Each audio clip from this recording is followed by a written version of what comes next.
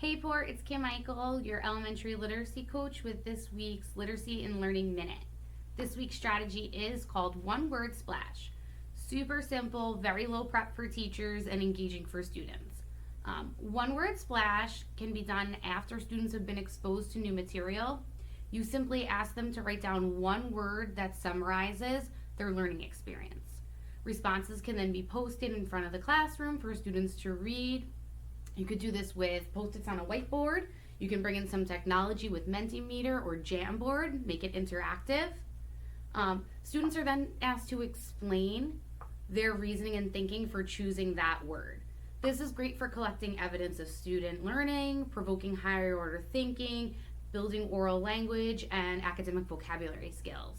So let us know if you give this a try in your classroom.